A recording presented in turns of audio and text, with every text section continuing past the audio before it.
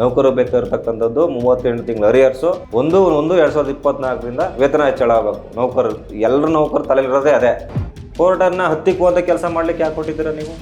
ಅಂದರೆ ನಿನ್ನ ಉದ್ದೇಶ ಏನು? ಫೇಸ್ ಟು ಫೇಸ್ ಮಾತಾಡಲಿಕ್ಕೆ ನಿನಗೆ ಆಗ್ತಾ ಇಲ್ಲ. ಯಾಕೆ ನಿನ್ನಲ್ಲಿರ್ತಕ್ಕಂಥ ಜಲಸ್ಸಿ. ನಿಗಮ ಟಿ.ವಿ.ಗೂ ಮಾಡೋಕ್ಕೆ ಕೆಲಸ ಇಲ್ಲ, ನಿನ್ನ ಕೂರಿಸ್ಕೊಂಡು 1, 2, 3, 4 ಅಂತ ಎಪಿಸೋಡ್ ಮಾಡಿಕೊಂಡು ಹೋಗ್ತಾ ಇದ್ದಾನೆ. ಹೋರಾಟನ ಸಾಗರದಲ್ಲಿ ಧುಮುಕಿ ನೌಕರು ಹಿತದೃಷ್ಟಿ ಇರ್ತಕ್ಕಂಥವ್ನು ಈಜಿ ದಡ ಸೇರ್ತಾನೆ. ನೌಕರು ಕೆಟ್ಟದ್ದು ಮಾಡ್ಬೇಕು ಅನ್ನೋ ಮುಳುಗ್ ಸಾಯ್ತಾನೆ. ಚಂದ್ರು ಬಾರಪ್ಪ, ಕರಪತ್ರ ಅಂಚೇನ ಬಾ, ನಾಳೆಯಿಂದ ಯಾವತ್ತು ಬರ್ತೀವಿ ಹೇಳು, ಒಂದು ಡೇಟ್ ಫಿಕ್ಸ್ ಮಾಡು, ಯಾವ ಡಿಪೋತ್ರ ಬರ್ಬೇಕು ಹೇಳು, ಕರಪತ್ರ ತಗೊಂಡು ಬರ್ತೀನಿ ನಾನು, ಜೊತೆ ನೀವು ಕರಪತ್ರ ಅಂಚನ.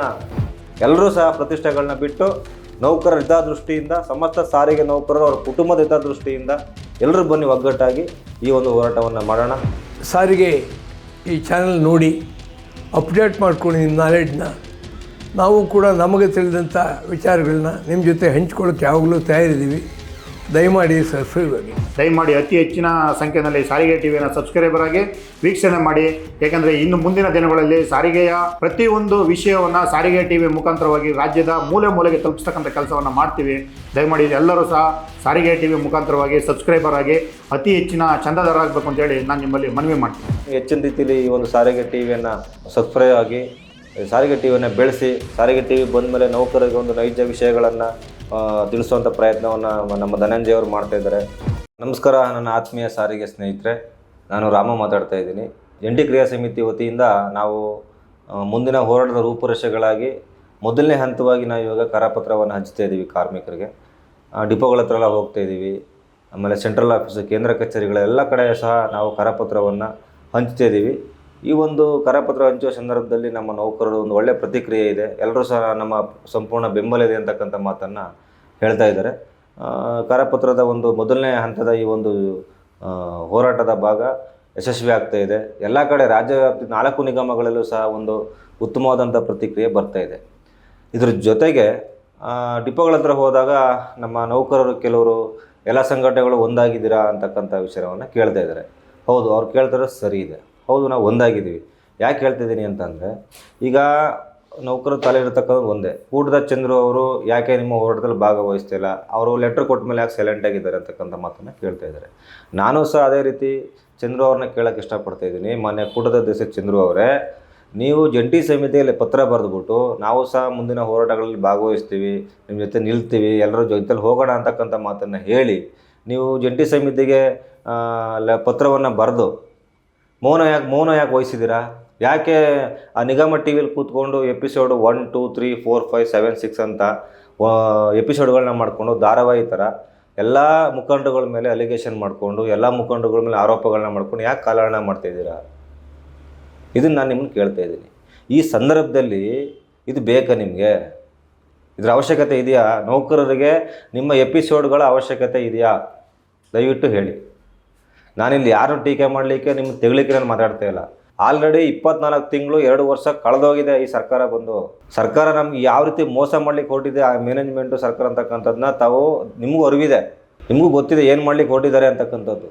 ಗೊತ್ತಿದ್ರೂ ಸಹ ನೀವು ಜಂಟಿ ಸಮಿತಿಗೆ ನೆಪ ಮಾತ್ರಕ್ಕೆ ನೌಕರರ ಒಂದು ಓಲೈಕೆಗೋಸ್ಕರ, ಹೌದು ಚಂದ್ರನು ಸಹ ಜಂಟಿ ಸಮಿತಿ ಸೇರ್ತಾ ಇದ್ದಾರಲ್ಲ, ಒಗ್ಗಟ್ಟಾಗ್ತಾರೆ, ಒಂದು ಸಂದೇಶ ಕೊಡಲಿಕ್ಕೋಸ್ಕರ ಪತ್ರ ಕೊಟ್ಬಿಟ್ಟು ನೀವು ಹೋಗ ನಿಗಮ ಟಿ ವಿಲಿ ಕೂತ್ಕೊಂಡು ಅದೇ ಜಂಟಿ ಸಮಿತಿಯ ಮುಖಂಡರುಗಳಿಗೆ ಅನಸುಬ್ರ ಅವ್ರು ಹಂಗೆ ಮಾಡೋರು, ಜಗದೀಶ್ ಹಿಂಗೆ ಮಾಡ್ದ, ರಾಮು ಹಿಂಗೆ ಮಾಡ್ದ, ಅವ್ರು ಹಿಂಗೆ ಮಾಡೋರು, ಇವ್ರು ಇದನ್ನೇ ಹೇಳ್ಕೊಂಡು ಎಲ್ಲಿ ಗಂಟೆ ಇರ್ತೀರಿ ನೀವು? ಎಲ್ಲಿ ಗಂಟೆ ಹೋಗ್ತೀರಾ? ಇದರಿಂದ ಏನು ಸಿಗ್ತಾಯಿದೆ ನಿಮಗೆ? ಎಪಿಸೋಡ್ಗಳು ಎಷ್ಟು ಅಂತ ಮಾಡ್ತೀರಾ? ಇದರಿಂದ ಏನು ಲಾಭ ಇದೆ ನೌಕರರಿಗೆ? ಏನು ಸಂದೇಶ ಕೊಡೋಕೆ ಕೊಟ್ಟಿದ್ದೀರಾ ನೀವು? ಅಲ್ಲಿ ಕೂತ್ಕೊಂಡು ಶುದ್ಧ ಮಾತಾಡ್ತಾ ಇದ್ದೀರಲ್ಲ, ಅದರಿಂದ ಲಾಭ ಏನಿದೆ ನೌಕರರಿಗೆ? ಪ್ರಸ್ತುತವಾಗಿ ಏನಾಗಬೇಕಾಗಿದೆ ನೌಕರಿಗೆ? ಅದರ ಬಗ್ಗೆ ಯೋಚನೆ ಮಾಡಿ ಚಂದ್ರು ಅವರೇ. ಇದ್ರ ಅವಶ್ಯಕತೆ ಇದೆ ಏನ್ರಿ ಈ ಸಂದರ್ಭದಲ್ಲಿ? ನೀವು ಹೇಳ್ತೀರಾ ಒಂದು ಎಪಿಸೋಡ್ 6ರಲ್ಲಿ ಹೇಳ್ತೀರಾ ನಾನು 2028ರ ಅಂತ್ಯಕ್ಕೆ ನಾನು ಹೋರಾಟಕ್ಕೆ ಹೋಗ್ತೀನಿ ಈ ಸರ್ಕಾರದ ವಿರುದ್ಧ ಅಂತ ಹೇಳ್ತೀರಾ. ಅಂದರೆ 2028ರವರೆಗೂ ನಮ್ಮ ನೌಕರರು ಹಿಂಗೆ ಇರಬೇಕಾ? ಇದೇ ಸಂಬಳ ದುಡಿಬೇಕಾ? ಇದೇ ಕಿರುಕುಳಕ್ಕೆ ಕೆಲಸ ಮಾಡಬೇಕಾ? ಇದೇ ದೌರ್ಜನ್ಯಕ್ಕೆ ಕೆಲಸ ಮಾಡಬೇಕಾ ನಾವು? 2028ರವರೆಗೂ ಇದೇ ಬೆಲೆ ಏರಿಕೆ ಇರುತ್ತಾ ನಮ್ಮ ನೌಕರರಿಗೆ? ಇಷ್ಟೇ ಸ್ಕೂಲ್ ಫೀಸ್ ಇರುತ್ತಾ? ಮನೆ ಬಾಡಿಗೆ ಎಷ್ಟೇ ಇರುತ್ತಾ? ಅವ್ರು ಹೆಂಗ್ರಿ ಜೀವನ ನಡೆಸಬೇಕು? ಇನ್ನೊಂದು ಎಪಿಸೋಡಲ್ಲಿ ಹೇಳ್ತೀರಾ ನನಗೆ ಮುಷ್ಕರ ಅಂದರೆ ಭಯ ಆಗ್ತಾಯಿದೆ, ಯೋಚನೆ ಮಾಡ್ತಾಯಿದ್ದೀನಿ, ನಾನು ಮುಷ್ಕರ ಮಾಡಲಿಕ್ಕೆ ತುಂಬ ಯೋಚನೆ ಮಾಡ್ತಾಯಿದ್ದೀನಿ ನೌಕರ ಹಿತದೃಷ್ಟಿಯಿಂದ ಅಂತ ಹೇಳ್ತೀರಾ. ಒಂದು ಕಡೆ 2028 ಎಂಡ್ ಈ ಸರ್ಕಾರದ ಕೊನೆ ಹಂತದಲ್ಲಿ ನಾನು ಹೋರಾಟ ಕೈ ಎತ್ಕೊತೀನಿ ಅಂತ ಹೇಳ್ತೀರಾ. ಒಂದು ಕಡೆ ನನಗೆ ಭಯ ಮುಷ್ಕರ ಅಂದರೆ ಅಂತ ಹೇಳ್ತೀರಾ. ಇನ್ನೊಂದು ಕಡೆ ಜಂಟಿ ಸಮಿತಿ ಲೆಟರ್ ಕೊಡ್ತೀರಾ. ನಿಮ್ಮ ನಿಲುವೇನು ರೀ ಸ್ಪಷ್ಟವಾಗಿ ಹೇಳಿ ನೋಡೋಣ. ನಿಮ್ಮ ನಿಲುವೇನು? ನೌಕರರ ಹಿತದೃಷ್ಟಿ ನಿಮ್ಗೆ ಇದ್ದಿದ್ರೆ ಇವತ್ತು ಜಂಟಿ ಸಮಿತಿ, ಕ್ರಿಯಾ ಸಮಿತಿ ಏನು ಇವತ್ತು ಹೋರಾಟಕ್ಕೆ ಕೈ ಹಾಕೊಂಡು ಹೋಗ್ತಾ ಇದೆ, ನೀವು ಬಂದು ಜೊತೆ ಸೇರ್ಕೊಳ್ತಿದ್ರಿ. ಯಾಕೆ ನೀವು ಜೊತೆ ಸೇರ್ಕೊಳ್ತಾ ಇಲ್ಲ? ಬನ್ನಿ ಹೋಗೋಣ ಡಿಪೋಗಳ ಹತ್ರ. ಈಗ ನಾವೆಲ್ಲ ಡಿಪೋಗಳ ಹತ್ರ ಹೋಗ್ತಿದ್ದೀವಿ, ಕರಪತ್ರ ಕೊಡ್ತಿದ್ದೀವಿ. ಬನ್ನಿರಿ, ಇಲ್ಲೇ ಇದೆ ಕರಪತ್ರ, ನಾನು ಇಲ್ಲೇ ಮಾಡಿಕೊಂಡಿದ್ದೀವಿ, ಬನ್ನಿರಿ ಹೋಗೋಣ ಕರಪತ್ರ ಕೊಡೋಣ, ಡಿಪೋಗಳ ಹತ್ರ ಹೋಗೋಣ ಬನ್ನಿರಿ. ಯಾವ ಡಿಪೋ ಹತ್ರ ಬರ್ತೀರಾ ಹೇಳ್ರಿ, ನೀವೇ ಒಂದು ಡಿಪೋ ಗುರುತು ಮಾಡಿರಿ, ನಾವೆಲ್ಲ ಜೊತೆಲಿ ಬಂದು ನೀವು ಸೇರ್ಕೊಂಡು ಕರಪತ್ರ ಕೊಡೋಣ ಇಬ್ರು. ಬನ್ನಿ, ಇದು ಮಾಡ್ಬೇಕಾದ್ರೆ ನಾವು ನೌಕರರಿಗೆ ನ್ಯಾಯ ಕೊಡಿಸ್ಬೇಕು ಅಂದರೆ ಹೋರಾಟನೇ ಮಾಡಬೇಕಾಗಿರೋದು, ಬೇರೆ ಏನೂ ಮಾಡಲಿಕ್ಕೆ ಸಾಧ್ಯ ಇಲ್ಲ. ಹಾಗಾಗಿ ಬನ್ನಿ ಜೊತೆಲಿ ಹೋಗೋಣ, ಕರಪತ್ರ ಹಂಚೋಣ ಡಿಪೋಗಳ ಹತ್ರ. ಯಾಕೆ ಏನಾಗ್ಬಿಡ್ತೆ ನೀವು ಬಂದುಬಿಟ್ರೆ? ಪ್ರತಿಷ್ಠೆ. ನಾನೇ ಯಾಕೆ ಅವ್ರ ಹಿಂದೆ ಹೋಗ್ಬೇಕು, ನಾನೇ ಯಾಕೆ ಅವ್ರು ಕರಪತ್ರ ಕೊಡ್ಬೇಕು ಅನ್ನೋ ಪ್ರತಿಷ್ಠೆ. ಹಂಗಿದ್ಮೇಲೆ ನೀವೇ ಜಂಟಿ ಸಮಿತಿ ಪತ್ರ ಬರೆದು ನೌಕರಿಗೆ ಗೊಂದಲ ಸೃಷ್ಟಿ ಮಾಡ್ತಾ ಇದ್ದೀರಾ. ನೌಕರು ಕೇಳ್ತಾ ಇದ್ದಾರೆ ರೀ, ಇವತ್ತು ಹೋರಾಟ ಮಾಡೋಕ್ಕೂ ಬಿಡಲ್ಲ, ಇಲ್ಲ ತಾವೂ ಮಾಡಲ್ಲ. ನಿಮ್ಮ ಉದ್ದೇಶ ಆದರೆ ಏನು? ಈಗ ಜಂಟಿ ಸಮಿತಿಗೆ ನೀವು ಪತ್ರ ಕೊಟ್ಟ ಮೇಲೆ ನೀವು ಯಾವ ರೀತಿ ಬಂದು ನೀವು ಬಂದು ಜೊತೆಲಿ ನಿಂತ್ಕೊಂಡು ನಾವು ಇದ್ದೀವಿ ಬನ್ನಿ ಹೋಗಿ ನೌಕರಿಗೋಸ್ಕರ ಈಗ ಏನಾಗಬೇಕಾಯ್ತು ನೌಕರಿಗೆ? ಅವ್ರಿಗೆ ಸರ್ಕಾರ ಹತ್ರ ಇವಾಗ ಏನು ಕೊಡ್ಲಿಕ್ಕೆ ಸಾಧ್ಯ ಇದೆ, ನಾವು ಏನು ಪಡ್ಕೊಳ್ಳಿಕ್ಕೆ ಸಾಧ್ಯ ಇದೆ ಅದನ್ನು ಪಡ್ಕೊಳ್ಳೋಣ. ನಿನ್ನ ಹೋರಾಟ ನೀನು ಮಾಡಪ್ಪ, ನಿನ್ನ ಹೋರಾಟಕ್ಕೆ ನಾವು ಯಾರೂ ಅಡ್ಡಿಪಡಿಸಲ್ಲ. ಇವತ್ತು ಯಾವತ್ತಾರು ನೀನು ಹೋರಾಟಕ್ಕೆ ಅಡ್ಡಿಪಡಿಸಿದ್ದೀವಿ, ನೀನು ಹೋರಾಟನೇ ಮಾಡ್ತಿಲ್ಲವಲ್ಲ ಅಡ್ಡಿಪಡಿಸೋಕ್ಕೆ. ಯಾವ ಹೋರಾಟಕ್ಕೆ ಕರೆ ಕೊಟ್ಟಿದ್ದೀಯಪ್ಪ ನೀನು? ಇಲ್ಲ, ಇತ್ತಾಗ ಹೋರಾಟ ಮಾಡೋಕ್ಕೂ ಬಿಡಲ್ಲ, ನೌಕರು ನ್ಯಾಯ ಕೊಡ್ಸೋಕ್ಕೂ ಬಿಡಲ್ಲ, ನೀನೂ ಮಾಡಲ್ಲ, ಸುಮ್ಮನೂ ಇರಲ್ಲ. ನೀನು ಒಂದು ಕಡೆ 2028 ಕಾಯ್ತೀನಿ ಅಂತೀಯ, ಒಂದು ಕಡೆ ನಾನು ಮುಷ್ಕರ ಅಂದರೆ ಭಯ ಅಂತ ಬೇರೆ ಹೇಳ್ತೀಯ, ಇನ್ನೊಂದು ಕಡೆ ಜಂಟಿ ಸಮಿತಿಗೆ ಪತ್ರ ಬರಿತೀಯ. ಪತ್ರ ಬರೆದ್ಬಿಟ್ಟು ಆ ನಿಗಮ ಟಿ ವಿಯಲ್ಲಿ ಕೂತ್ಕೊಬಿಟ್ಟು ಎಪಿಸೋಡ್ 1, 2, 3 ಅಂತ ಎಲ್ಲ ಲೀಡರ್ಗಳಿಗೂ ಬೈಕೊಂಡು ಕೂತ್ಕೊಂಡಿದ್ದೀಯ. ಇದಕ್ಕೋಸ್ಕರ ಸಂಘಟನೆ ಕಟ್ಕೊಂಡಿದ್ದೀನಪ್ಪ ನೀನು. ನಾನು ಮಾತಾಡ್ತಿರ್ಲಿಲ್ಲ, ಯಾಕೆ ಅಂದರೆ ಇವತ್ತು ತುಂಬ ನೋವಾಗ್ತಾ ಇದೆ. ನಾವು ಹಗಲು ರಾತ್ರಿ ಮನೆ ಮಠ ಬಿಟ್ಟು ಎಲ್ಲವನ್ನ ಬಿಟ್ಟು ಇವತ್ತು ನೌಕರರಿಗೆ 2024 ವೇತನ ಪರಿಷ್ಕರಣೆ ಎಲ್ಲಿ ಕೈ ತಪ್ಪೋಗುತ್ತೋ, ಎಲ್ಲಿ 38 ತಿಂಗಳು ಅರಿಯರ್ಸ್ ಕೈ ತಪ್ಪೋಗುತ್ತೋ ಅಂತ ನಾವು ಜಂಟಿ ಸಮಿತಿಯವರು ಹಗಲು ರಾತ್ರಿ ಕಷ್ಟ ಬಿದ್ದು ಇವತ್ತು ನೌಕರು ಮತ್ತೊಮ್ಮೆ ಒಂದು ಹೋರಾಟವನ್ನು ಕಟ್ಟಲಿಕ್ಕೆ ಹೊರಟಿದ್ದೀವಿ. ಅಂಥದ್ರಲ್ಲಿ ನೀವು ಆ ಹೋರಾಟವನ್ನು ಬೆಂಬಲಿಸೋದು ಬಿಟ್ಬಿಟ್ಟು ಈ ಹಿಂದೆ ಆಗಿರೋದು ಬೇಡ ರೀ, ಹಿಂದೆ ಏನಾದರೂ ಆಗಿರಲಿ ಅದನ್ನು ನಾವು ಮಾತಾಡೋದು ಬೇಡ, ನೀವು ಮಾತಾಡೋದು ಬೇಡ, ಆಯಿತಾ? ಹಿಂದಕ್ಕೆ ಹೋದರೆ ಅದು ಪ್ರಯೋಜನ ಇಲ್ಲ. ಈಗ ಒಬ್ಬರ ಮೇಲೆ ಒಬ್ಬರು ತೆಗಳೋದು, ಒಬ್ಬರನ್ನ ಬೈಯೋದು, ಒಬ್ಬರನ್ನ ಇದು ಮಾಡೋದ್ರಿಂದ ಏನು ಲಾಭ ಇದೆ? ಏನು ಪಡ್ಕೊಂಡಿದ್ದೀವಿ ಹೇಳಿ? ನೀವೇನಾದ್ರು ಪಡ್ಕೊಳ್ಳೋಕೆ ಸಾಧ್ಯ ಆಯಿತಾ? ನೌಕರಿಗೆ ಈಗ ನೀವು ಇನ್ನೊಬ್ಬರ ಮೇಲಿನ ತೆಗಳೋದ್ರಿಂದ, ಅನಸುಬ್ರ ತೆಗಳೋದ್ರಿಂದ, ಜಗದೀಶನ್ ತೆಗಳೋದ್ರಿಂದ, ನನ್ನನ್ನು ತೆಗಳೋದ್ರಿಂದ, ಇಲ್ಲ ಬೇರೆಯನ್ನು ತೆಗಳೋದ್ರಿಂದ ಏನು ಸಾಧನೆ ಮಾಡಲಿಕ್ಕಾಯ್ತು ನೀವು? ಆಯಿತು, ಈಗ ಜಂಟಿ ಸಮಿತಿಯವರು ನಿಮ್ಮನ್ನು ತೆಗಳೋರು ಏನು ಮಾಡಲಿಕ್ಕಾಯ್ತು? ಏನೂ ಮಾಡಲಿಕ್ಕಾಗಿಲ್ಲ. ಇಲ್ಲಿ ಏನಾಗ್ತಾಯಿದ್ರೆ ನೌಕರರು ಅದನ್ನೇ ಮಾತಾಡ್ತಾ ಇರೋದು, ನಿಮ್ಮಿಬ್ಬರ ಜಗಳದಲ್ಲಿ ನಾವು ಸಫರ್ ಆಗ್ತಾಯಿದ್ದೀವಿ ಅಂತ. ಇದು ಯಾಕೆ ನಿಮ್ಮ ತಲೆಗೆ ಹೋಗ್ತಾ ಇಲ್ಲ? ನೀವು ಲೆಟ್ರ್ ಕೊಟ್ಟಾಗ ಒಂದು ಒಳ್ಳೆ ಬೆಳವಣಿಗೆ ಅಂತ ನೌಕರೆಲ್ಲ ಭಾವಿಸಿದ್ರು, ನಾವು ಭಾವಿಸ್ತೇವೆ. ಹೌದು, ಇಲ್ಲಾರು ಬುದ್ಧಿ ಬತ್ತಲ್ಲಪ್ಪ ಇವನಿಗೆ, ಹೆಂಗೆ ಬಂದು ಹೋರಾಟಕ್ಕೆ ಕೈ ಜೋಡಿಸ್ತವನೆ ಅಂತಕ್ಕಂಥದ್ದು. ನೀವು ಹೋರಾಟಕ್ಕೆ ಕೈ ಜೋಡಿಸೋದು ಬಿಟ್ಬಿಟ್ಟು ನಿಮ್ಮ ಒಕ್ಕೂಟದ ಮುಖಂಡಗಳು ಹಿರಿಯರೆಲ್ಲ ಇದ್ದಾರೆ, ಅವರೆಲ್ಲ ಬಂದು ಜೊತೆಲಿ ಸೇರ್ಕೊಂಡು ಜೋಡಿಸೋದು ಬಿಟ್ಬಿಟ್ಟು ಒಬ್ಬರು ಇನ್ನೊಬ್ಬರು ಮಹಾನ್ ನಾಯಕರು ಬೇರೆ ಥರ ಪತ್ರ ಬರೀತಾರೆ, ಬೋರ್ಸೆಟ್ರು.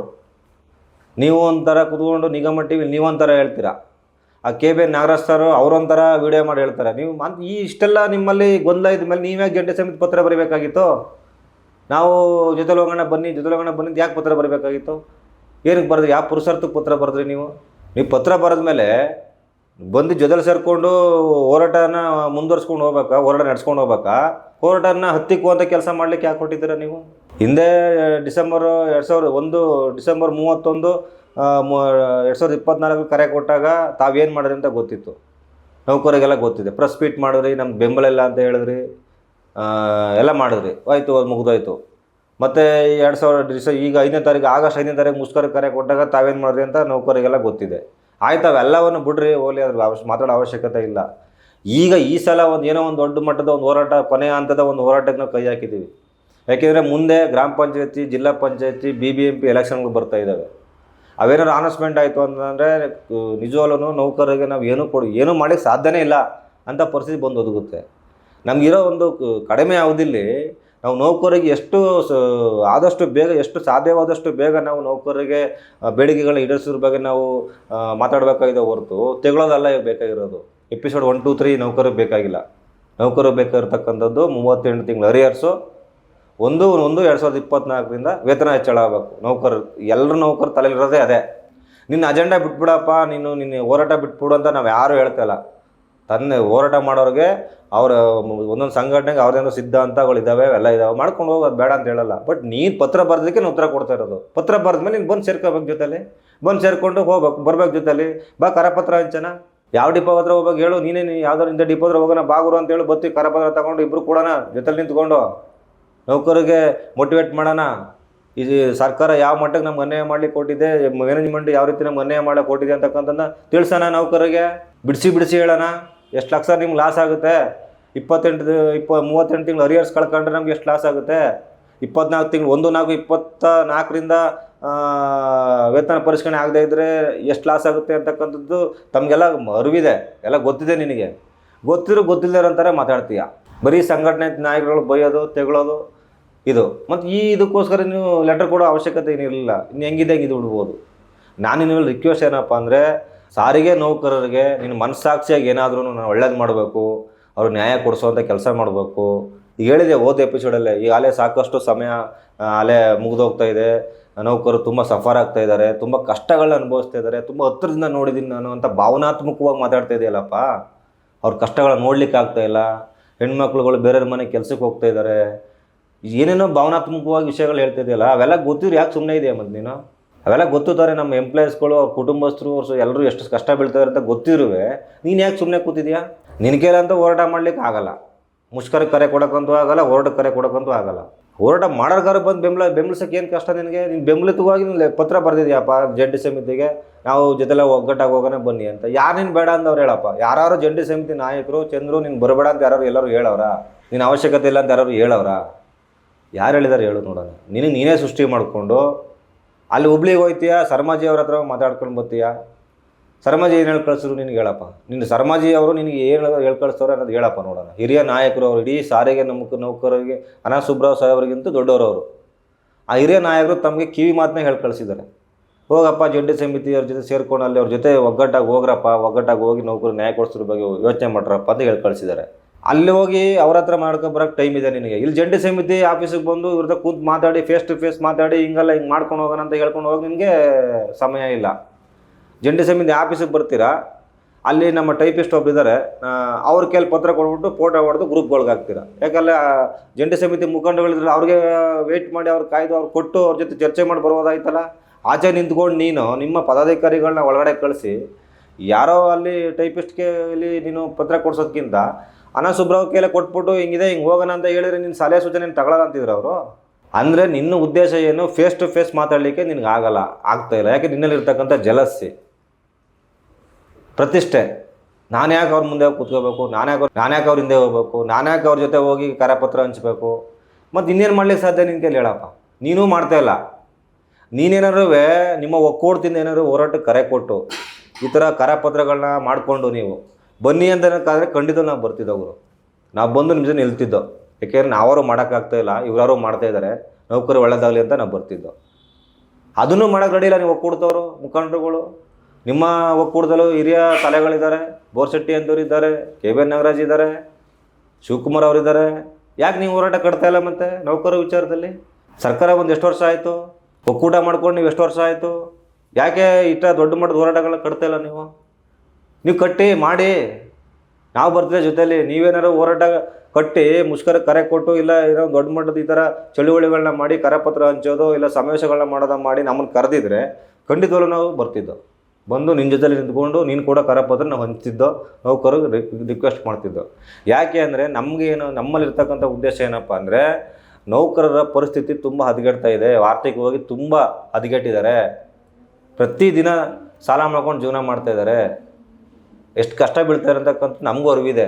ಅದು ನಾವೇನು ಮಾಡ್ತಾಯಿದ್ದೀವಿ, ಆದಷ್ಟು ಬೇಗ ಈ ಸರ್ಕಾರ ನಮಗೆ ಮಾಡಕ್ಕೆ ಕೊಟ್ಟಿರೋ ಮೋಸವನ್ನು ನಾವು ನೌಕರರಿಗೆ ತಿಳಿಸಿ ಅವ್ರನ್ನ ಹೋರಾಟ ತಯಾರು ಮಾಡಿ ಅವ್ರು ನ್ಯಾಯ ಕೊಡಿಸ್ಬೇಕು ಅಂತ ನಾವು ಜಂಟಿ ಸಮಿತಿಯವ್ರು ಹೋಗ್ತಾಯಿದ್ದೀವಿ. ಇದು ನಮ್ಮ ಗುರಿ. ನಾವು 38 ತಿಂಗಳು ಅರಿಯರ್ಸು, 2024 ವೇತನ ಹೆಚ್ಚಳ, ಈ 2 ಬೇಡಿಕೆಯಿಂದ ಹೋಗ್ತಾಯಿದ್ದೀವಿ. ತಾವೇನು ಮಾಡ್ತಾಯಿದ್ದೀರಿ ಹೇಳಿ ನೋಡೋಣ. ಆ ನಿಗಮ TV1ಗೂ ಮಾಡೋಕ್ಕೆ ಕೆಲಸ ಇಲ್ಲ, ಅವೇನಿಗೂ ಇನ್ನೊಂದು ಕೂರಿಸ್ಕೊಂಡು 1, 2, 3, 4 ಅಂತ ಎಪಿಸೋಡ್ ಮಾಡಿಕೊಂಡು ಹೋಗ್ತಾಯಿದ್ದಾನೆ. ಅವನು ಸಂಸ್ಥೆ ಎಂಪ್ಲಾಯಿ, ರಾಮನಾರಾಯಣ ಡಿಪೋದಲ್ಲಿ ಮೆಕ್ಯಾನಿಕ್ಕು ಶ್ರೀಧರ್ ಅಂತ ಅವ್ರ ಹೆಸರು, ನಿಗಮ TV ಓನರು. ನೀನು ಹೋಗಿ ಡಿಪೋದಲ್ಲಿ ಕೆಲಸ ಮಾಡೋರಾಗಲ್ವಾ? ಇಂಥರೆಲ್ಲ ಕೂರಿಸ್ಕೊಂಡು ಸುಮ್ಮನೆ ಸಮಯ ವ್ಯರ್ಥ ಮಾಡಿಕೊಂಡು ನೌಕರರ ದಾರಿ ತಪ್ಪಿಸೋಂಥ ಕೆಲಸವನ್ನು ನಿಗಮ TV ಮಾಡ್ತಾಯಿದ್ದಾರೆ. ಇವತ್ತೇನಾಗ್ತಾಯಿದೆ ಅಂದರೆ, ಇವತ್ತೇನಾದ್ರು ಒಂದು ಹೋರಾಟಗಳು ಹಿನ್ನಡೆ ಆಗ್ತಾಯಿದ್ದಾವೆ, ಇವೆಲ್ಲ ಆಗ್ತಾಯಿದ್ದಾವೆ. ಇದಕ್ಕೊಂದು ರೀತಿ ನಿಗಮ TV ಕಾರಣನೇ. ನೀನು ಕಾರಣನೇ ಗುರು. ಶ್ರೀಧರ್ ಅವರೇ, ನಿಮ್ಗೆ ಹೇಳ್ತಿದ್ದೀನಿ, ಇವತ್ತು ಹೋರಾಟಗಳು ಹಿನ್ನಡೆ ಆಗ್ತಾ ಇದ್ದಾವೆ. ಮುಖಂಡರುಗಳ ನಡುವೆ ವೈಮನಸ್ಸು ಹೆಚ್ಚಾಗ್ತಾ ಇದೆ. ಮುಖಂಡರುಗಳು ವೈಮನಸ್ಸು ಹೆಚ್ಚಾಗಿ ನೌಕರರು ತೊಂದರೆ ಆಗ್ತಿದೆ ಅಂತಂದರೆ ಈ ನಿಗಮ ಟಿ ವಿನೂ ಕಾರಣನೇ ಒಂದು ರೀತಿ. ನೀನು ಡ್ಯೂಟಿ ಮಾಡಪ್ಪ ಹೋಗಿ, ನಿನ್ನ ಕೆಲಸ ಮಾಡಿದ್ರೆ ನಿನಗೆ ಅಲ್ಲಿ ಸಂಬಳನಾರು ಬರ್ತದೆ. ಇಲ್ಲಿ ಯಾಕೆ ನಿಗಮ ಟಿ ವಿ ಅಂತ ಮಾಡಿಕೊಂಡು ನೀನು ಲೀಡ್ಗಳನ್ನು ಕರೆದು ಕೂರಿಸ್ಕೊಂಡು ಅಲ್ಲಿ ಅವ್ರದ್ದು 1, 2, 3 ಅಂತ ಎಪಿಸೋಡ್ ಮಾಡಿಕೊಂಡು ನೀನು ಕಾಲಹರಣ ಮಾಡ್ತಾಯಿದ್ದೀಯ. ನೀನು ಯಾಕೆ ನೌಕರು ದಾರಿ ತಪ್ಪಿಸ್ತಾ ಇದೆಯಾ? ಒಳ್ಳೆ ಕೆಲಸ ಮಾಡಿದಾಗ ನಿನ್ನ ನಾವು ಹೊಗಳಿದ್ದೀವಿ, ಬೆನ್ನು ತಟ್ಟಿದ್ದೀವಿ. ಈಗ ಮಾಡ್ತಾರೆ ಕೆಲಸ ನೀವು ನಿಗಮ ಟಿ ವಿಯವರು, ಶ್ರೀಧರ್ ಅವರು. ದಯವಿಟ್ಟು ನಿಮ್ಮದೇ ಆದಂಥ ಒಂದು ಕೆಲಸ ಇದೆ, ರಾಮನಗರ ಡಿಪೋದಲ್ಲಿ ಮೆಕ್ಯಾನಿಕಾಗಿ ಕೆಲಸ ಮಾಡ್ತಿರೋ ಕೆಲಸ ಮಾಡಿ ಫಸ್ಟು, ಆಯಿತಾ? ಮಾಡಿದ್ರೆ ಒಳ್ಳೆ ಕೆಲಸಗಳು ಮಾಡಿ. ಆಯ್ತು ರೀ, ನೀವು ನಿಜವಾದ ನಿಗಮ ಟಿ ವಿ ನಮ್ಮ ಸಂಸ್ಥೆ ಹೆಸರಿಟ್ಕೊಂಡು ನಿಗಮ ಟಿ ವಿ ಅಂತ ಇಟ್ಕೊಂಡಿದ್ದೀರಾ. ನೌಕರರಿಗೆ ನೀನು ಒಬ್ಬ ನೌಕರನಾಗಿ ನೌಕರನ್ನ ಒಳ್ಳೇದು ಮಾಡ್ಬೇಕು ಅನ್ನಂಗಿದ್ದೀರಾ. ಈಗ ಹೋರಾಟಗಳ ಬಗ್ಗೆ ಯಾಕೆ ನೀವು ಬಿತ್ತರಿಸ್ತಾ ಇಲ್ಲ? ಕರಪತ್ರ ಹಂಚೋದನ್ನ ನಾವು ಡಿಪೋಗಳ ಹತ್ರ ಕರಪತ್ರ ಯಾಕೆ ನೀವು ತೋರಿಸ್ತಾ ಇಲ್ಲ ನೌಕರರಿಗೆ? ಯಾಕೆ ನಿಮ್ಮ ನಿಗಮ ಟಿ ವಿಲಿ ಕರಪತ್ರ ಹಂಚೋದು, ನಾವೇನೇನು ರೂಪುರೇಷೆಗಳನ್ನ ಮಾಡ್ತೀವಿ, ಯಾಕೆ ನೀವು ನೌಕರಿಗೆ ತೋರಿಸ್ತಾ ಇಲ್ಲ? ನೀವು ಮತ್ತೆ ಯಾಕೆ ನೌಕರಿಗೆ ಅವೇರ್ನೆಸ್ ಮೂಡಿಸ್ತಾ ಇಲ್ಲ? ಹೇಳಿ ನೋಡೋಣ. ನೀವು ಒಂದು ಸೈಡ್ ಮಾತ್ರ ಇದ್ದೀರಾ. ನೀವು ಒಕ್ಕೂಟದ ಮುಖಂಡರುಗಳೆಲ್ಲ ಬರ್ತಾರೆ, ಎಪಿಸೋಡ್ 1, 2, 3, 4 ಅಂತ ಮಾತಾಡ್ತಾರೆ. ಅದನ್ನು ದಿನ ಪ್ರತಿನಿತ್ಯ ಹಾಕೋದು, ನೌಕರ ದಾರಿ ತಪ್ಪಿಸೋದು, ನೌಕರರಿಗೆ ಗೊಂದಲ ಸೃಷ್ಟಿ ಮಾಡೋದು. ಇದನ್ನು ಮಾಡೋಕ್ಕೆ ಹೊಡಿದ್ದಾರೆ ನಿಗಮ ಟಿ ವಿಯವರು. ಹಾಗಾಗಿ ನಿಗಮ ಟಿ ವಿಯವರು ನಿಮಗೂ ಸಹ ದಯವಿಟ್ಟು ಹೋಗಿ ನಿಮ್ಮ ಡ್ಯೂಟಿ ಏನೇನು ಮಾಡಿ, ಆಯಿತಾ? ಒಳ್ಳೇದು ಮಾಡೋಂಗಿದ್ರೆ ಮಾಡಿ. ನಿಮಗೂ ನಾವು ಸ್ಟಾರ್ಟಿಂಗಿಂದ ನಿಮ್ಗೆ ಎಷ್ಟು ಬೆಂಬಲ ಕೊಡಬೇಕು, ಪ್ರೋತ್ಸಾಹಿಸಿದ್ದೀವಿ. ನೀವು ಒಂದು ಸೈಡು ನೀವು ಮಾತಾಡೋಕ್ಕೆ ಶುರುವಾದರೆ ಹಂಗಾಗಿ ನಿಮ್ಮನ್ನು ಸ್ವಲ್ಪ ನಾವು ಅವಾಯ್ಡ್ ಮಾಡಿದ್ದೀವಿ ಅಷ್ಟೇ. ಹಾಗಾಗಿ ನಾನು ಮೊನ್ನೆ ಚಂದ್ರು ಅವರೇ, ಒಕ್ಕೂಟದ ಮುಖಂಡರುಗಳ ಯಾರ್ಯಾರಿದ್ದೀರ, ದಯವಿಟ್ಟು ಹಿರಿಯ ಮುಖಂಡರುಗಳಿದ್ದೀರಿ, ಇದು ನೀವು ಟೀಕೆ ಟಿಪ್ಪಣಿ ಮಾಡಿಕೊಂಡು ಗೊಂದಲ ಮಾಡಿಕೊಂಡು ಬೈದಾಡಿಕೊಂಡು ಕೆಸರಾಡ್ಸ್ಕೊಂಡು ಕೂತ್ಕೊಳ್ಳೋಂಥ ಸಮಯ ಅಲ್ಲ ಇದು, ಆಯಿತಾ? ಬನ್ನಿ ಎಲ್ಲರೂ ಒಗ್ಗಟ್ಟ ಜೊತೆಲಿ ಹೋಗೋಣ ಹೋರಾಟಕ್ಕೆ. ನಿಮ್ಮನ್ನು ಯಾರು ಬರಬೇಡಿ ಅಂತ ಯಾರು ಹೇಳ್ತಾ ಇದ್ದಾರೆ? ನಾವು ಆಲ್ರೆಡಿ ಹೋರಾಟದ ದಾರಿ ತುಳಿದಿದ್ದೀವಿ, ಹೋಗ್ತಾ ಇದ್ದೀವಿ. ಡಿಪೋಗಳ ಮುಂದೆ ಅಲ್ಲೇ ಎಂಪ್ಲಾಯ್ಸ್ಗಳ ಮುಂದೆ ಹೋಗ್ತಾ ಇದ್ದೀವಿ. ಕರಪತ್ರ ಅಲ್ಲೇ ಒಂದು 50-60% ಎಂಪ್ಲಾಯ್ಸ್ ಸರ್ಕ್ಯುಲರ್ ಆಗಿದೆ. ನೌಕರಿಂದ ಒಳ್ಳೆ ಅಭಿಪ್ರಾಯ ಬರ್ತಾ ಇದೆ. ಹಾಗಾಗಿ ಮತ್ತೆ ನೀವು ನೌಕರ ಕೆಂಗಣ ಗುರಿಯಾಗಬೇಡಿ. ಎಲ್ಲರೂ ಒಗ್ಗಟ್ಟಾಗಿ ಹೋಗೋಣ ಬನ್ನಿ. ಇದು ನೋಡ್ರಿ, ಹೋರಾಟ ಅಂತಕ್ಕಂಥದ್ದು ಸಾಗರ ಇದ್ದಂಗೆ, ದೊಡ್ಡ ಸಾಗರ ಹೋರಾಟ ಅಂತಕ್ಕಂಥದ್ದು. ಬಂದು ಧುಮ್ಕಿ ಹೋರಾಟದ ಸಾಗರ ಇಳೀರಿ. ಹೋರಾಟನ ಸಾಗರದಲ್ಲಿ ಧುಮ್ಕಿ. ನೌಕರು ಹಿತದೃಷ್ಟಿ ಇರ್ತಕ್ಕಂಥವ್ನು ಈಜಿ ದಡ ಸೇರ್ತಾನೆ, ನೌಕರಿಗೆ ಕೆಟ್ಟದ್ದು ಮಾಡ್ಬೇಕು ಮುಳುಗಿ ಸಾಯ್ತಾನೆ ಅಷ್ಟೇ. ಬನ್ನಿ ನೋಡೋಣ, ಇಳಿರಿ ಹೋರಾಟಕ್ಕೆ, ಬನ್ನಿ ಧುಮ್ಕಿ ಹೋರಾಟಕ್ಕೆ. ಯಾರು ಹೋರಾಟಕ್ಕೆ ಕರೆ ಕೊಟ್ರೇನು? ಬನ್ನಿ ಹೋರಾಟದ ಧುಮ್ಕಿ. ಚಂದ್ರು ಬಾರಪ್ಪ, ಕರಪತ್ರ ಹಂಚನ ಬಾ ನಾಳೆಯಿಂದ. ಯಾವತ್ತು ಬತ್ತಿ ಹೇಳು, ಒಂದು ಡೇಟ್ ಫಿಕ್ಸ್ ಮಾಡು. ಯಾವ ಡಿಪೋ ಹತ್ರ ಬರ್ಬೇಕು ಹೇಳು, ಕರಪತ್ರ ತಗೊಂಡು ಬರ್ತೀನಿ ನಾನು, ಜೊತೆ ನಿಂತ್ಕೊಂಡು ಕರಪತ್ರ ಹಂಚನ. ಇದನ್ನು ಮಾಡೋದು ಬಿಟ್ಬಿಟ್ಟು ನಿನಗೆ ಜಂಟಿ ಸಮಿತಿ ಲೆಟ್ರ್ ಬರೆದ್ಬಿಟ್ಟು ನಿನ್ನ ನಿಗಮ ಟಿ ವಿಲಿ ಕೂತ್ಕೊಂಡು 1, 2, 3 ಎಪಿಸೋಡ್ ಮಾಡ್ಕೊಂಡು ಎಲ್ಲರಿಗೂ ಬಾಯಿ ಬಂದಂಗೆ ಬೈಕೊಂಡು ತೆಗೆದುಕೊಂಡು ಅವ್ನು ಹಂಗೆ ಮಾಡ್ಬಿಟ್ಟ, ಇವ್ನು ಹಿಂಗೆ ಮಾಡ್ಬಿಟ್ಟ, ಅವ್ನು FIR ಮೇಲೆ ಕೊಡಿಸಿದ್ಗೆ ಹಂಗೆ ಮಾಡೋದು, ಇವೆಲ್ಲ ಬೇಕಂದ್ರೆ ಈ ಸಂದರ್ಭದಲ್ಲಿ.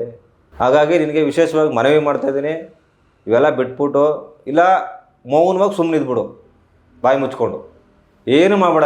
ನಿನಗೆಲ್ಲ ಆಗಲ್ವಾ? ನಿನ್ನ ಪ್ರತಿಷ್ಠೆನೇ ಮುಖ್ಯನಾ? ನನ್ನ ಪ್ರತಿಷ್ಠೆನೇ ಮುಖ್ಯ. ನಾನು ಯಾವುದೇ ಕಾರಣಕ್ಕೂ ಜಂಟಿ ಸಮಿತಿ ಹೋರಾಟಕ್ಕೆ ಬೆಂಬಲಿಸಲ್ಲ, ನಾನು ಬರಲ್ಲ ಅಂದ್ಬಿಟ್ಟು ಸುಮ್ಮನಿದ್ಬಿಡು. ದೇವರಾಗ್ಬಿಟ್ಟು ದೇವ್ರ ಥರ ಸುಮ್ಮನಿದ್ಬಿಡು ಈ ಹೋರಾಟ ಮುಗಿಯೋವರೆಗೂ, ನೌಕರ ನ್ಯಾಯ ಸಿಗೋವರೆಗೂ. ಆಮೇಲೆ ನೀನೇನು ಬೇಕಾದ್ರೂ ಮಾಡ್ಕೊ. ಇಲ್ಲ ಅಂದರೆ ಬಾ ನಮ್ಮ ಜೊತೆ ಹೋರಾಟಕ್ಕೆ ಇಳಿ. ಎರಡೇ ಆಪ್ಷನ್ ನಿನಗೆ. ದಯವಿಟ್ಟು ನೌಕರರೇ, ನಾನು ಇವತ್ತು ಏನು ಚಂದ್ರನ್ ಕೇಳ್ತಾ ಇದ್ದೆ ಅದನ್ನು ನೀವು ಕೇಳಬೇಕಾಗಿದೆ ಇವಾಗ. ಇಲ್ಲ ಅವ್ರ ಜೊತೆ ಹೋಗಿ ಸೇರ್ಕೊಂಡು ಹೋರಾಟ ಮಾಡು, ಇಲ್ಲ ಸುಮ್ಮನಿದ್ಬಿಡಪ್ಪ. ಇವೆರಡೇ ಕೇಳ್ಬೇಕಾದ್ರೆ ನೀವು ಯಾರವ್ರನ್ನ ಫಾಲೋವರ್ಸ್ ಇದ್ದೀರಿ, ಯಾರವ್ರನ್ನ ಅಂಧಭಕ್ತರಿದ್ದೀರಿ, ಯಾರವ್ರನ್ನ ಬೆಂಬಲಿಸ್ತಾ ಇದ್ದೀರಿ, ದಯವಿಟ್ಟು ನಿಮ್ಮಲ್ಲಿ ಮನವಿ ಮಾಡ್ತಾಯಿದ್ದೀನಿ, ನೀವು ಸಹ ಒಂದು ತೀರ್ಮಾನಕ್ಕೆ ಬನ್ನಿ. ಇದರಿಂದ ಏನು ಲಾಭ ನಷ್ಟ ಏನು ಅನ್ನೋದನ್ನ ಅರ್ಥ ಮಾಡ್ಕೋಬೇಕಾಗಿದೆ ಎಲ್ಲರೂ ಸಹ. ಇಲ್ಲಿಂದ ಈ ಸಂದರ್ಭದಲ್ಲಿ ಏನಾಗ್ತಾಯಿದೆ ಅಂತಕ್ಕಂಥದ್ದನ್ನ ಎಲ್ಲಿ ಗಂಟ ನೌಕರ ಕಾಯ್ಕೊಂಡಿರ್ತಾರೆ ರೀ. 24 ತಿಂಗಳಾಗಿದೆ ರೀ, ಹಿಂದೆ 38 ತಿಂಗಳದ್ದು ರೀ, ಅದ್ರಲ್ಲಿ ಬರೀ 14 ತಿಂಗಳು ಕೊಡ್ತೀವಿ ಅಂತ ಹೇಳ್ತಾ ಇದ್ದಾರೆ. ಅದು ಇನ್ನೂ ಗ್ಯಾರಂಟಿ ಇಲ್ಲ, ನಮ್ಮ ಜಾಬಿಗೆ ಇನ್ನೂ ಬಂದಿಲ್ಲ. ಅದು ಕೊಡ್ತೀವಿ ಅಂತ ಒಪ್ಪಿದ್ದಾರೆ ಅಷ್ಟೇ. ಎಷ್ಟು ಲಾಸ್ ಆಗ್ತಾಯಿದೆ, ಎಲ್ಲಿ ಗಂಟೆ ಯಾವ ಇಲಾಖೆಯಲ್ಲಿ ಇರ್ತಕ್ಕಂಥ ಶೋಷಣೆ, ಯಾವ ಇರ್ತಕ್ಕಂಥ ಇದು ನಮ್ಮಲ್ಲಿ ಯಾಕೆ? ಈಗಲೂ ನಾವು ಒಗ್ಗಟ್ಟಾಗಿ ಈಗಲೂ ಜೊತೆಲಿ ಹೋಗ್ಬೇಕು ಅನ್ನೋ ಮನಸ್ಥಿತಿ ನಮ್ಮಲ್ಲಿ ಇಲ್ಲ, ಬರಲಿಲ್ಲ ಅಂತ ಅಂದಾಗ ಇನ್ಯಾವ ಪುರುಷಾರ್ಥ ಸಂಘಟನೆಗಳು ಕಟ್ಕೊಂಡಿದ್ರೆ ನನಗೆ ಅರ್ಥ ಆಯ್ತಲ್ಲಪ್ಪ. ಹಾಗಾಗಿ ನಿಮ್ಗೆ ಇರೋದೇ 2 ಆಪ್ಷನ್ ಚಂದ್ರು ಅವರೇ, ದಯವಿಟ್ಟು ನೀವು ಬನ್ನಿ ನಮ್ಮ ಜೊತೆ ಹೋರಾಟಕ್ಕೆ. ಎಲ್ಲರೂ ಒಗ್ಗಟ್ಟಾಗಿ ಹೋರಾಟ ಮಾಡ್ಕೊಂಡು ಹೋಗೋಣ. ನೀವೇ ಮುಂದಾಳತ್ವ ವಹಿಸ್ಕೊಳ್ಳಿ, ನೀವೇ ಮಾತಾಡಿ. ನೀವೆಲ್ಲ ನಿಮಗೆ ಬಿಟ್ಬಿಡ್ತೀವಿ, ನೀವು ಬಂದರೆ ನಾವು ಇನ್ನೂ ಒಳ್ಳೆಯದೇ. ಬನ್ನಿ ನಮ್ಮ ಜೊತೆ ಹೋಗೋಣ. ಅದನ್ನು ಬಿಟ್ಬಿಟ್ಟು ನೀವು ಅಲ್ಲಿ ಕೂತ್ಕೊಂಡು ತೆಗ್ಲಕ್ಕಂತೂ ಹೋಗಬೇಡಿ. ಇಲ್ಲ ಸುಮ್ಮನಿದ್ಬಿಡಿ, ಮೌನ ವಹಿಸ್ಕೊಂಡು ಸುಮ್ಮನಿದ್ಬಿಡಿ. ನಿಮ್ಮ ಕೆಲ ಆಗಲ್ವಾ? ದಯವಿಟ್ಟು ಹೋರಾಟ ಹಾಳು ಮಾಡೋ ಕೆಲಸವನ್ನು ಮಾಡೋಕ್ಕೆ ಹೋಗಬೇಡಿ. ನಿಮ್ಮ ಉದ್ದೇಶ ಏನಿದೆ ಅಂದರೆ ಈ ಸಲನೂ ಈಗ 2 ಹೋರಾಟಗಳಿಗೂ ಕಲ್ಲಾಕಾಯಿತು. ಡಿಸೆಂಬರ್ 31 ಕರೆ ಕೊಟ್ಟಾಗ 2024ರಲ್ಲಿ ಪ್ರೆಸ್ ಮೀಟ್ ಮಾಡಿ ಸಚಿವರು ಗಮನ ತಂದು ಏನೋ ಮಾಡಿ ನಾನು ಸರ್ಕಾರದ ಪರವಾಗಿದ್ದೀವಿ, ನಾವು ಗಾಂಧಿಗಿರಿಯವರು, ನಾವು ಗಾಂಧಿ ತತ್ವದವರು, ಗಾಂಧಿ ಮಾರ್ಗದಲ್ಲಿ ಹೋಗ್ತೀವಿ ಅಂತಕ್ಕಂಥದ್ದನ್ನ ಹೇಳಿದ್ರಿ. 2ನೇ ಆಗಸ್ಟ್ 5ರಲ್ಲಿ ಮುಷ್ಕರದಲ್ಲಿ ಕರೆ ಕೊಟ್ಟಾಗ ತಾವು ಏನು ಮಾಡಿದ್ರಿ, PLA ಹಾಕ್ಸಿದ್ದು ಮತ್ತೊಂದು ಮಗದೊಂದು ತಾವು ನೌಕರು ಜಗರಾಗಿರೋದು ಅದು ತಮಗೆ ಗೊತ್ತಿದೆ. ಆ ವಿಡಿಯೋ ಸಂಬಂಧಪಟ್ಟು ಆಮೇಲೆ ತಾವು ಕಂಪ್ಲೇಂಟ್ ಕೊಟ್ಟಿದ್ರಿ ನನ್ನ ಮೇಲೆ. ಆ ಕಂಪ್ಲೇಂಟ್ಗೆ ನಾನು ಉತ್ತರ ಬರ್ಕೊಟ್ಟಿದ್ದೀನಿ. ನೀವು ಕೊಟ್ಟಿರೋ ಕಂಪ್ಲೇಂಟ್ಗೆ ಇನ್ಸ್ಪೆಕ್ಟರ್ ಅಂದ್ರೆ ಒಂದು ಉತ್ತರ ಬರ್ಕೊಡಪ್ಪ, ನಿನ್ನ ಕಡೆಯಿಂದ ಹೇಳಿಕೆ ಕೊಡಪ್ಪ ಅಂತ ಹೇಳಿಕೆ ಬರ್ಕೊಟ್ಟಿದ್ದೀನಿ. ಹೇಳಿಕೆನ ನೀವೇಂತ ಹೇಳಿದ್ರೆ ಮುಚ್ಚಳಿಕೆ ಬರ್ಕೊಟ್ಟಿದ್ದೀಯಾ ಅಂತ ಹೇಳ್ತೀರಾ. ಮುಚ್ಚಳಿಕೆ ಬರ್ಕೊಡೋಕೆ ನಾನೇನು ಏನು ಬೇರೆ ಥರ ಏನಾದ್ರು ಮಾಡಿದ್ದೆ ನಾನು? ಆಯಿತಾ, ಅವೆಲ್ಲ ಮಾತಾಡೋದು ಬೇಡ ಆಯಿತಾ. ಅದೇನಿದೆ ನಾನು ಉತ್ತರ ಕೊಡಬೇಕಾಯ್ತು, ಅದು ಕೊಟ್ಟಿದ್ದೀನಿ. ಅದು ಬೇರೆ, ಅದೊಂದು ಭಾಗ, ಅದು ಇದು ಸಂದರ್ಭದಲ್ಲಿ ಬೇಕಾಗಿಲ್ಲ. ನೀವು ಹೇಳಿದ್ರೆ ಅದಕ್ಕೆ ಹೇಳ್ತಾ ಇದ್ದೀನಿ ಅಷ್ಟೇ. ನೀವೇ ಆ ವಿಷಯನ ತಂದಿರೋದಿಲ್ಲಿ. ನೀವು ಕಂಪ್ಲೇಂಟ್ ಕೊಡೋದು ನಾನು ಇವತ್ತು ಯಾವ ಸೋಷಿಯಲ್ ಮೀಡಿಯಾದಲ್ಲಿ ಹಾಕಿಲ್ಲ. ನಾನು ಅದರ ಅವಶ್ಯಕತೆ ನನಗೆ ಇರಲಿಲ್ಲ. ಈ ಸಂದರ್ಭದಲ್ಲಿ ಬೇಡ, ನಾವೇ ಕಿತ್ತಾಡೋದು ಬೇಡ ಅಂತ ನಾನು ಸುಮ್ಮನಿದ್ದೀನಿ. ನೀವೇ ಅದನ್ನು ಬಾಯ್ಬಿಟ್ಟು ಹೇಳಿದ್ದೀರ. ಹಾಗಾಗಿ ನಿಮ್ಗೆ ಇರೋದೇ 2 ಆಪ್ಷನ್ನು. ಬನ್ನಿ ಹೋರಾಟಕ್ಕೆ, ಇಲ್ವಾ ಬಾಯಿ ಮುಚ್ಕೊಂಡು ಸುಮ್ಮನಿದ್ದು ಬಿಡಿ ದಯವಿಟ್ಟು. ಆಗೋದಕ್ಕೆ ಕಡ್ಡಿಲಿ ಕುಡಿಯೋ ನೀರಿಗೆ ಕಡ್ಡಿ ಅಲಾಡಿಸೋ ಥರ ಮಾಡೋಕ್ಕೆ ಹೋಗ್ಬಿಡಿ ದಯವಿಟ್ಟು. ನಾನು ನಿಮ್ಮಲ್ಲಿ ವಿಶೇಷವಾಗಿ ಮನವಿ ಮಾಡ್ತಾಯಿದ್ದೀನಿ. ನಿಮ್ಮಲ್ಲಿ ಅಂತಲ್ಲ, ನಿಮ್ಮ ಒಕ್ಕೂಟದ ಮುಖಂಡರುಗಳು ಯಾರ್ಯಾರಿದ್ದೀರಾ ಎಲ್ಲರೂ ಸಹ ಬನ್ನಿ. ಇಲ್ಲಾಂದರೆ ಸುಮ್ಮನೆ ಮೌನವಾಗಿ ಇದ್ಬಿಡಿ, ಏನೋ ಒಂದು ಆಗುತ್ತೆ. ನಾವು ಈ ಜಂಟಿ ಸಮಿತಿ 100% ನಾವು ಏನು ನೌಕರರಿಗೆ 38 ತಿಂಗಳು ಅರಿಯರ್ಸು 2024ರಿಂದ ವೇತನ ಹೆಚ್ಚಳ ಮಾಡೋಕೆ ಅಂತ ಹೊರಟಿದ್ದೀವಿ, ಅದು ಮಾಡೇ ಮಾಡ್ತೀವಿ ನಾವು. ನೀವು ಸುಮ್ಮನೆ ಇರ್ಬೇಕು ಅಷ್ಟೇ. ಇಲ್ವಾ ಬನ್ನಿ, ನೀವು ಜೊತೆಲಿ ಸೇರ್ಕೊಳ್ಳಿ. ನಿಮ್ಮದು ಎಲ್ಲ ಅಸ್ತಿತ್ವಕ್ಕೋಸ್ಕರ ಮಾಡ್ತಾರೆ ಅಂತ ಹೇಳ್ತಾರೆ. ಬನ್ನಿರಿ, ನಿಮ್ಮದು ಅಸ್ತಿತ್ವನೇ ತಾನೇ ಇದುವೆ. ನೀವು ಅಸ್ತಿತ್ವಕ್ಕೆ ತಾನೇ ಇಲ್ಲಿ ಕೂತ್ಕೊಂಡು ಮಾತಾಡ್ತಾ ಇರೋದು ನೀವು ನಿಗಮ TVಲಿ. ಅದು ಬಿಟ್ಟು ಬನ್ನಿ. ಯಾಕೆ ಪ್ರತಿಷ್ಠೆ ನಿಮಗೆ? ನೌಕರರು ಮುಂದೆ ಮಾತ್ರ ನಾವು ಒಂದಾಗ್ತಾಯಿದ್ದೀವಿ, ಲೆಟ್ರ್ ಕೊಟ್ಟಿದ್ದೀವಿ ಅಂತ ಹೇಳ್ಕೊಂಡು ತಿರುಗಾಡ್ತಾ ಇದ್ದೀರಾ. ಅಲ್ಲಿ ಕೂತ್ಕೊಂಡು ಬೇರೆ ಏನೋ ಮಾಡ್ತಾಯಿದ್ದೀರಾ. ಹಾಗಾಗಿ ನೌಕರರು ಇವತ್ತು ಪರಿಸ್ಥಿತಿ ಅರ್ಥ ಮಾಡ್ಕೊಂಡು ನಾವು ಕೆಲಸ ಮಾಡಬೇಕಾಗಿದೆ. ಮುಖಂಡರುಗಳಾದಂತಕ್ಕಂಥವ್ರು ಆಯಿತಾ, ನೌಕರಿಗೆ ಇಷ್ಟು ದೊಡ್ಡ ಮಟ್ಟಕ್ಕೆ ಅನ್ಯಾಯ ಆಗ್ತಾಯಿದೆ. ಸರ್ಕಾರ 4-5 ಮೀಟಿಂಗ್ ಆಗಿದೆಯಪ್ಪ, ನೀನು ಭಾಗವಹಿಸಿದೆಯಪ್ಪ ಮೀಟಿಂಗಲ್ಲಿ. ಏನಾಗ್ತಾಯಿದೆ, ಸರ್ಕಾರ ನಮಗೇನು ಕೊಡಬೇಕು ಅಂತ ಹೇಳಿದೆ ಅಂತಕ್ಕಂಥದ್ದು ತಮಗೆ ಗೊತ್ತಿದೆ. ಯಾಕೆ ನಮ್ಮ ನೌಕರರು ಏನು ಪಾಪ ಮಾಡಿದಾರೇನ್ರಿ ಈ ದೇಶದಲ್ಲಿ? ನಾವೇನು ಪಾಪ ಮಾಡಿದ್ದೀವ? ಶಕ್ತಿ ಯೋಜನೆನ ದೊಡ್ಡ ಮಟ್ಟಿಗೆ ಯಶಸ್ವಿ ತಗೊಬಂದು ಇವತ್ತು ಎಂತೆಂಥ ಅಂತಾರಾಷ್ಟ್ರೀಯ ಮಟ್ಟದ ಪ್ರಶಸ್ತಿಗಳು ಗಿನ್ನಿಸ್ ರೆಕಾರ್ಡ್ ಆಗಿದೆ ಶಕ್ತಿ ಯೋಜನೆ. ಅಂಥ ಒಂದು ಯೋಜನೆಯನ್ನು ನಾವು ಜಾರಿಗೆ ತಂದು ಇಡೀ ದೇಶದಲ್ಲಿ ನಮ್ಮ ಸರ್ಕಾರಕ್ಕೆ ಮನೆ ಸಿದ್ದರಾಮಯ್ಯ ಅವ್ರಿಗೆ ದೊಡ್ಡ ಘನತೆ ಗೌರವ ಹೆಚ್ಚಿಸಿದ್ದೀವಿ ನಾವು ಸರ್ಕಾರದ. ನಾವೇನು ಪಾಪ ಮಾಡಿದ್ದೀವಿ? ಯಾಕೆ ಬಿಡ್ಬೇಕು 38 ತಿಂಗಳು ಅರಿಯರ್ಸು? ಯಾಕೆ ಕೊಡಲ್ಲ ಅಂತಾರೆ ಇವರು? ಅದ್ರ ಮುಖ್ಯ ಅಲ್ಲ. ನಾವು ನಮ್ಮ ನೌಕರಿಗೆ ನಾವು ಸುಮ್ಮನೆ ಕೂರಿಸಾರ ಸಂಬಳ ಕೊಡ್ತಾ ಇದ್ದಾರೆ, ಕಷ್ಟಪಡ್ತಾ ಇಲ್ವಾ? ಇವತ್ತು ಪಬ್ಲಿಕ್ ನೋಡ್ತಾ ಇದ್ದಾರೆ. ನಮ್ಮ ನೌಕರಿಗೆ ಶಕ್ತಿ ಯೋಜನೆ ಬಂದ್ಮೇಲೆ ಎಷ್ಟು ಜನ ನೌಕರಿಗೂ ಅಲ್ಲೇ ಆಗಿದೆ, ಎಷ್ಟು ಕಂಪ್ಲೇಂಟ್ ಆಗಿದೆ, ಕೇಸ್ಗಳಾಗಿದ್ದಾವೆ, ಎಷ್ಟು ನೌಕರರು ಸತ್ತೋದ್ರು, ಎಷ್ಟು ಅನಾಹುತ ಆಯ್ತು ರೀ, ಆಕ್ಸಿಡೆಂಟ್ ಆಯಿತು, ಅಷ್ಟೆಲ್ಲ ನೋವಿದ್ರು, ಅಷ್ಟೆಲ್ಲ ಇದ್ರು. ಇವತ್ತಿಗೂ ಶಕ್ತಿ ಯೋಜನೆ ಯಶಸ್ವಿಯಾಗಿ ನಡೆಸ್ಕೊಂಡು ಹೋಗ್ತಾ ಇದ್ದೀವಿ. ನಮಗೆ ಯಾಕೆ ಅನ್ಯಾಯ ಆಗ್ಬೇಕು? ಅನ್ಯಾಯ ಆಗಿ ಬಿಡ್ಬೇಕು? ನಾವು ಮುಖಂಡರು ಇಷ್ಟೆಲ್ಲ ಸಂಘಟನೆಗಳು ಇದ್ಕೊಂಡು, ಇಷ್ಟೆಲ್ಲ ಭಾಷಣ ಬಿಗಿಯೋರು, ಇಷ್ಟೆಲ್ಲ ತಿಳುವಳಿಕೆ ಇರ್ತಕ್ಕಂಥ ಇದ್ಕೊಂಡು ಯಾಕೆ ನೌಕರಿಗೆ ಅನ್ಯಾಯ ಬಿಡ್ಬೇಕು ರೀ? ನನ್ನ ಪ್ರಶ್ನೆ. ಯಾಕೆ ಒಪ್ಕೋಬೇಕು ಅವ್ರು ಹೇಳಿದ್ಕೆ? ನಾವು ಬನ್ನಿ ಹೋರಾಟ ಮಾಡೋಣ. ಹೋರಾಟಕ್ಕೆ ಶಕ್ತಿ ಇದೆ. ನೀವೇ ಹೇಳಿದ್ದೀರಾ 6ನೇ ಎಪಿಸೋಡಲ್ಲಿ, ಹೋರಾಟ ಮಾಡೋಣ. ನಾವು ಸರ್ಕಾರ ಅನ್ಯಾಯ ಮಾಡೋಕ್ಕೆ ಕೊಟ್ಟಿದ್ದೀನಿ, ನಾನು 2028ರವರೆಗೂ ಕಾಯ್ತೀನಿ, ಆಮೇಲೆ ಹೋರಾಟ ಮಾಡಿ. ಅಲ್ಲಲ್ಲ, ಅಲ್ಲಿ ಗಂಟೆ ಕಾಯೋದಲ್ಲ. ಬನ್ನಿ ಜೊತೆಲಿ, ಬನ್ನಿ. ಈಗ ಕರಪತ್ರ ಹಂಚನೆ ಬನ್ನಿ. ಯಾವಾಗ ಬರ್ತಾರೆ ಹೇಳಿ. ಇದನ್ನು ಬಿಟ್ಬಿಟ್ಟು ನೀವೇನಾದ್ರು ಮತ್ತೆ ನೌಕರಿಗೆ ಗೊಂದಲ ಸೃಷ್ಟಿ ಮಾಡೋದು, ಈ ಹೋರಾಟವನ್ನು ಹತ್ತಿಕ್ಕತಕ್ಕಂಥದ್ದು, ಈ ಹೋರಾಟಕ್ಕೆ ಅಡ್ಡಿಪಡಿಸ್ತಕ್ಕಂಥ ಕೆಲಸನ ದಯವಿಟ್ಟು ಮಾಡೋಕ್ಕೆ ಹೋಗಬೇಡಿ. ನೌಕರರು ಇನ್ನೂ ತಾಳ್ಮೆ ಕಳ್ಕೊಂಡ್ರ ಮೇಲೆ ಏನಾಗುತ್ತೆ ಅಂತ ತಮಗೆ ಅರಿವಾಗುತ್ತೆ ಅಂತ ಅಂದ್ಕೊಂಡಿದ್ದೀನಿ. ಹಾಗಾಗಿ ಎಲ್ಲ ಮುಖಂಡರುಗಳಲ್ಲಿ, ಒಕ್ಕೂಟದ ಮುಖಂಡರುಗಳನ್ನು ಮನವಿ ಮಾಡ್ತಾಯಿದ್ದೀನಿ. ಒಂದು ಒಳ್ಳೆ ಈ ಸಂದರ್ಭ ಬಿಟ್ಟರೆ ಮತ್ತೆ ನಮಗೆ ಸಂದರ್ಭ ಬರಲ್ಲ. ಅರ್ಥ ಮಾಡ್ಕೊಳ್ಳಿ. ನಿಮಗೂ ಸಹ ಎಲ್ಲ ಗೊತ್ತಿದೆ. ಎಲ್ಲರೂ ಸಹ ಪ್ರತಿಷ್ಠೆಗಳನ್ನ ಬಿಟ್ಟು ನೌಕರರ ಹಿತದೃಷ್ಟಿಯಿಂದ, ಸಮಸ್ತ ಸಾರಿಗೆ ನೌಕರರು ಅವರ ಕುಟುಂಬದ ಹಿತದೃಷ್ಟಿಯಿಂದ ಎಲ್ಲರೂ ಬನ್ನಿ ಒಗ್ಗಟ್ಟಾಗಿ ಈ ಒಂದು ಹೋರಾಟವನ್ನು ಮಾಡೋಣ. ಕರಪತ್ರಗಳನ್ನ ಹಂಚಿದ್ದೀವಿ. ಹಾಗಾಗಿ ಆತ್ಮೀಯ ಸಾರಿಗೆ ನೌಕರರೇ, ಈ ಸಾರಿಗೆ TVಯನ್ನು ಯಾರು ವೀಕ್ಷಣೆ ಮಾಡ್ತಾಯಿದ್ದೀರಾ, ನಿಮ್ಮ ಜೊತೆ ಜಂಟಿ ಕ್ರಿಯಾ ಸಮಿತಿ ಇದೆ. ಜಂಟಿ ಕ್ರಿಯಾ ಸಮಿತಿ ಮುಖಂಡರುಗಳು ಆ ಒಂದು ದಾರಿಲಿ ಹೋಗ್ತಾ ಇದ್ದೀವಿ. ಖಂಡಿತವಾಗ್ಲೂ ಜಂಟಿ ಕ್ರಿಯಾ ಸಮಿತಿ ಏನು 2 ಬೇಡಿಕೆ ಇದ್ದಾವೆ, ಆ ಬೇಡಿಕೆ ಈಡೇರಿಸುವಂಥ ಕೆಲಸವನ್ನು ನಾವು ಮಾಡೇ ಮಾಡ್ತೀವಿ. ಹಾಗೆ ತಮ್ಮೆಲ್ಲರೂ ಸಹ ಸಹಕಾರ ಚೆನ್ನಾಗಿ ಕೊಡ್ತಾ ಇದ್ದೀರಾ. ಇವತ್ತು ಕರಪತ್ರ ಹಂಚಕ್ಕೆ ಹೋದಾಗ ಒಳ್ಳೆಯ ನೌಕರರು ಬೆಂಬಲವನ್ನು ಕೊಡ್ತಾ ಇದ್ದೀರಾ. ಇನ್ನೂ ಹೆಚ್ಚಿನ ರೀತಿಯಲ್ಲಿ ಬೆಂಬಲವನ್ನು ಕೊಡಿ. ಮುಂದೆ ಜಂಟಿ ಕ್ರಿಯಾ ಸಮಿತಿ ಯಾವ ರೀತಿ ಹೋರಾಟಗಳನ್ನ ತಮಗೆ ತಿಳಿಸುತ್ತೆ ಅದಕ್ಕೆಲ್ಲ ಬೆಂಬಲ ಕೊಡ್ತಕ್ಕಂಥ ಮಾತನ್ನು ಹೇಳ್ತಾ, ಈ ಒಂದು ಸಾರಿಗೆ ವೀಕ್ಷಕರು ಇನ್ನೂ ಹೆಚ್ಚಿನ ರೀತಿಯಲ್ಲಿ ಈ ಒಂದು ಸಾರಿಗೆ TVಯನ್ನು ಸಬ್ಸ್ಕ್ರೈಬ್ ಆಗಿ ಸಾರಿಗೆ TVಯನ್ನು ಬೆಳೆಸಿ. ಸಾರಿಗೆ TV ಬಂದ ಮೇಲೆ ನೌಕರರಿಗೆ ಒಂದು ನೈಜ ವಿಷಯಗಳನ್ನು ತಿಳಿಸುವಂಥ ಪ್ರಯತ್ನವನ್ನು ನಮ್ಮ ಧನಂಜಯ ಅವರು ಮಾಡ್ತಾಯಿದ್ದಾರೆ. ಹಾಗಾಗಿ ಅವ್ರನ್ನ ಬೆಳಿಬೇಕು, ಈ ಸಾರಿಗೆ TVಯನ್ನು ಬೆಳೆಸಿ ಅಂತಕ್ಕಂಥ ಮಾತನ್ನು ಹೇಳ್ತಾ ತಮ್ಮೆಲ್ರಿಗೂ ವಂದಿಸಿ ನಾನು 2 ಮಾತು ಮುಗಿಸ್ತಿದ್ದೀನಿ. ಎಲ್ರಿಗೂ ನಮಸ್ಕಾರ. ಜೈ ಸಾರಿಗೆ ನೌಕರ.